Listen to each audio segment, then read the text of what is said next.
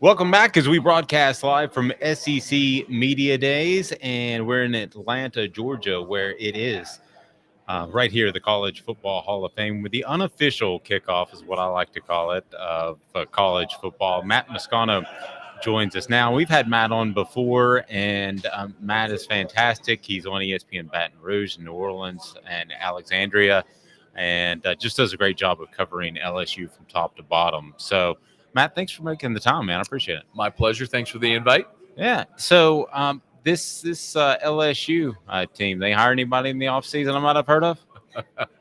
Anybody? Anybody does accents? You know what, man? Accents not so much, not so good there. Jokes not likes to tell jokes. The jokes aren't so good though.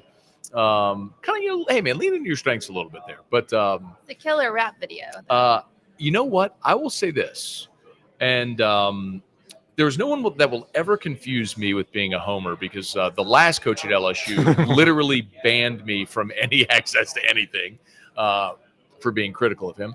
But I actually, as far as like the dance video thing, wait, help me. I haven't seen the dance video. So there was a recruit from Westgate, which is in the Lafayette area, tight end recruit, and when he was on his recruiting visit at LSU, they'll put the recruits in the uniform and they do photo shots and all that stuff, and so they put like a spinning camera. His name's Danny Lewis, and he kind of told Brian Kelly to jump up on. So Kelly jumped up on the podium, was dancing with it. It was silly. It went super viral. Yeah. But I guess my take is, man, if the recruits like it, then who cares what Twitter people think? But I'll tell you this about Brian Kelly. I think when he was here on Monday, he really, I don't know if you get to hear him at all, but he really leaned into all the jokes, and it kind of became less of you're laughing at me and we're laughing together, which was a good way to play. Because I mean, Dave, look, you've come to this enough, and you know there's different ways coaches handle this event. Some are like Les Miles used to be, where he'll talk in circles, he'll never say anything and leave without making a headline. And then there's people like Mike Leach who just have a good time. Hey, ask me whatever, let's have a good time. I think Brian Kelly has his reputation of being, or the impression is he's cold, he's rigid, Northeastern guy.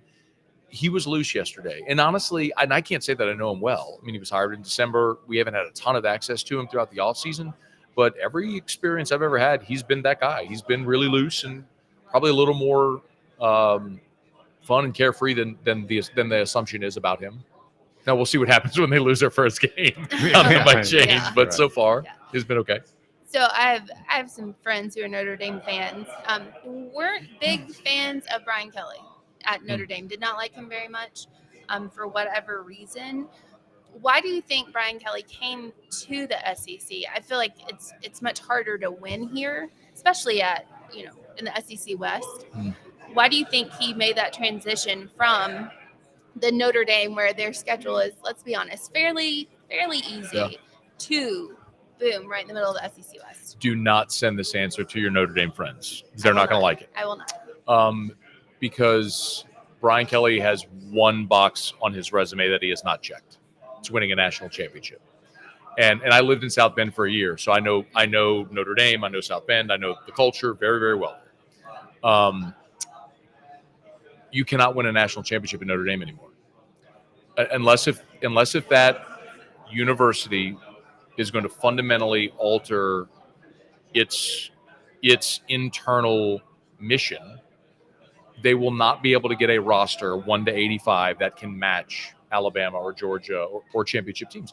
They can be good enough in spots to get into a playoff, which we've seen them do. And when they get to that playoff, we've seen them get dump trucked because they're not good enough 1 to 85. The state of Indiana does not have talent.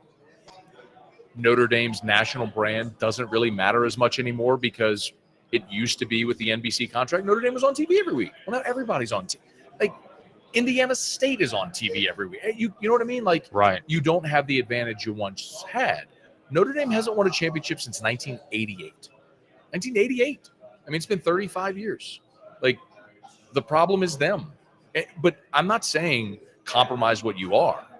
But when recruits love facilities, Notre Dame does not have good facilities. when recruits want to see where they're going to live, what apartment on campus, at Notre Dame, you live in a dorm room for your first 3 years. And there is no exception. There's no athletic dorms. Like, my brother went to Notre Dame, and the guy who lived next door to him was a guy who was a defensive end on the football team. My brother was not a football player. Like, Notre Dame is culturally a very different place. And you can win a lot there. You can win a lot of games there, but the history isn't going to allow them to win today. And as a university, as an athletic department, they are not altering the way they need to be able to keep up currently. And Brian Kelly was aware enough to know it. Listen, the last 3 coaches at LSU have won national championships, and 2 of them were Les Miles and Ed Ogeron. Nobody is going to confuse them with great coaches, but they won national championships. Brian Kelly will have every resource he needs to check that box. I'm not saying he will.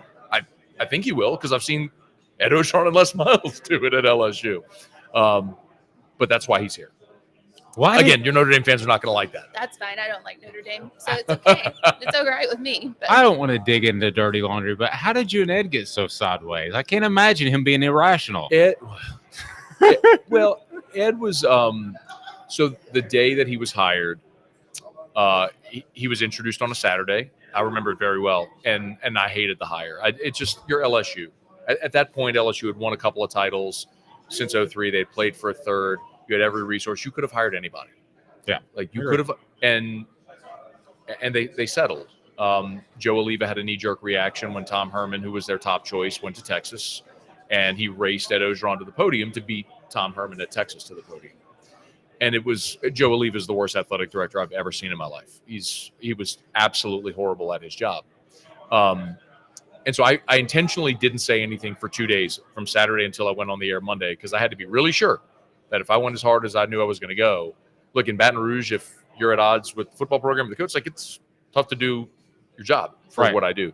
But in the end, I don't work for LSU or for Ed Ogeron I work to do a show that's going to be compelling and honest for my audience. And I was very honest that I didn't like the hire, and Ed Ogeron didn't like that I didn't like the hire. And so this went way back. From literally the day he was hired. Wow. Yeah. That's if you're in the SEC as a head coach and you have rabbit ears, it's a bad thing. Yeah, no, it's very true. All the coaches say they don't listen, but the ones that actually do are the ones that usually get into trouble. I know that we talked with a couple of Tennessee players on our site, offthesports.com, and it came out, I guess it's been about a month ago, that Tennessee was picked as one of the upset specials to win at LSU this fall. And both players were a little taken aback. Not that, hey, we were picked. It was more along the lines of, is that big of an upset? Which was interesting. Yeah. I can dig up the quotes for you. You might have interest in them sure. when Tennessee rolls around. But just kind of your thoughts on how big of an upset would that be? I still think it would be considerable. On a point spread, it might be, because the game's in Baton Rouge. That's a game that does, from an LSU perspective, concern me. I thought, especially in the second half of the year, Hendon Hooker looked really good. They had that offense going. And I know that they'll come to Baton Rouge, he'll sling it around, they're going to go fast, they're going to score points. So what I don't know about LSU is, how is this offense going to look? We don't even really know who the quarterback is going to be. You have major questions on the offensive line. LSU has tons of talent in spots. They're still what you perceive to be LSU guys on the field. It's just not going to be 1 to 85, and there's going to be spots where they have big questions. So, I could definitely see a game that, LSU played a game at Missouri a couple of years ago that ended 45-41, and LSU lost it. I could see that happening against Tennessee. That would not surprise me in the least.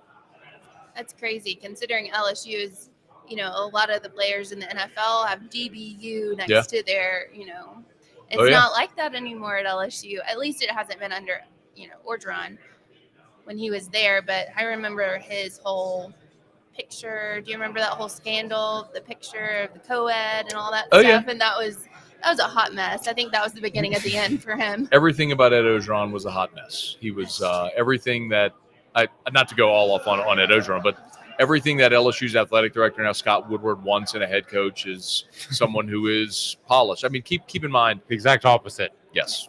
Scott Woodward was LSU's athletic director. He's an LSU alum, and he was actually working for the university. He was Mark Emmert's number 2 when Emmert was LSU's chancellor, and that's when they hired Nick Saban. So essentially what Scott Woodward is trying to do right now at LSU is recreate the Nick Saban era, where there's this alignment from university, athletic department, state government, which in Louisiana it matters, just say. But that's what they're aiming to do. Well, Ed Ogeron didn't fit that mold of what he wanted, so it wasn't surprising that they ushered him out when they had the opportunity to.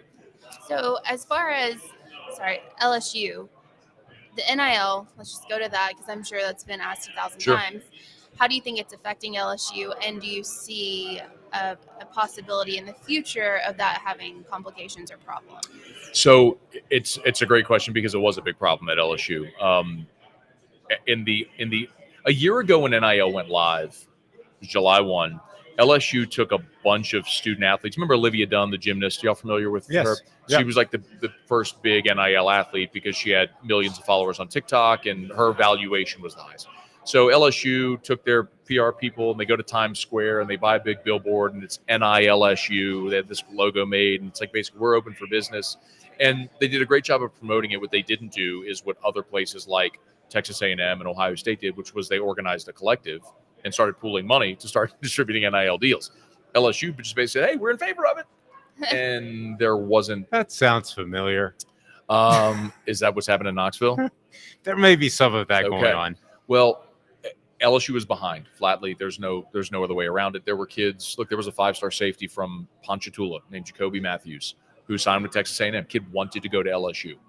He got a really, really nice NIL deal from Texas A&M. Like I saw the offer sheet that they gave him, that their collective gave him. So to be very clear, I'm not only Jimbo coming around the corner yelling at me, but LSU was behind. But if you've paid attention to their recruiting here in the last, really since the 4th of July, they've been on fire, and there's a pretty honest correlation with the fact that a state law in Louisiana changed, which allows for collectives, and it's being funded now, and LSU's NIL presence is rolling, and I suspect it will continue to. And you have to play that game until something changes. If something changes, that's the way this game is going to be played, and the haves and the have-nots are going to be separated, and LSU needs to be in the group of the haves.